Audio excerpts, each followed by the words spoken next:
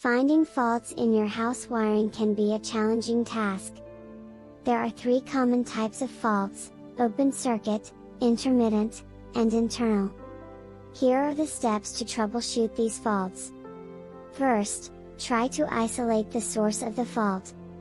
Open circuits can be caused by damaged insulation, dirty connections, or movement within the wiring. The next step is to isolate the source of the fault by performing the wiggle test. The first step is to turn off the power to the light.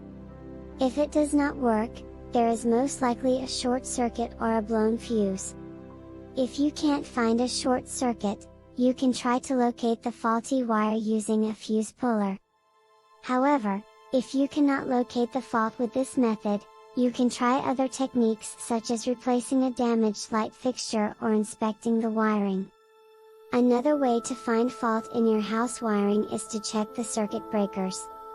Frequent trip circuit breakers indicate overload. Flickering lights may be caused by a faulty light bulb or an incompatible dimmer switch. You can also listen for buzzing sounds that may indicate a faulty electrical component. To learn more about electrical safety in your home, contact a certified electrician such as Mr. Electric. If you suspect a faulty circuit, try turning off and isolating all circuit switches. If there is only one circuit with a fault, it is not powering. To isolate a circuit, turn off the circuit switch and turn on the switches one by one. Until the fault is solved, the circuit switch will not remain on until the faulty circuit is turned off. When you've found the fault, you can isolate the circuit to locate it. The easiest way to troubleshoot a short circuit is to check the circuit breakers for an electrical short circuit. This is a signal that something is wrong with your home's electrical system.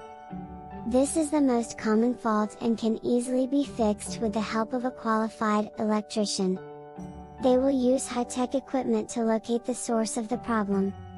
If you see a trip circuit breaker, it's probably a short circuit or overloading of a circuit. Another option for locating faults is to study a wiring diagram.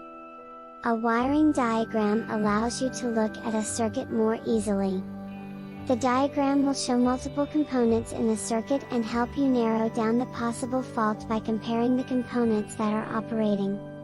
Most electrical problems have simple causes, such as corroded connections, melted fusible links, and blown fuses. Ultimately, you can find the fault with the help of an electrical fault detector. If a circuit breaker has tripped, check whether the main switch is still on. If not, try to reset the main switch and check the circuit breakers again. They may still be on, but the main switch is probably off. If you still cannot find the fault, try turning off individual circuit breakers one by one until you find the cause of the trip switch. If all these methods are not successful, contact an electrician to determine the cause of the trip circuit.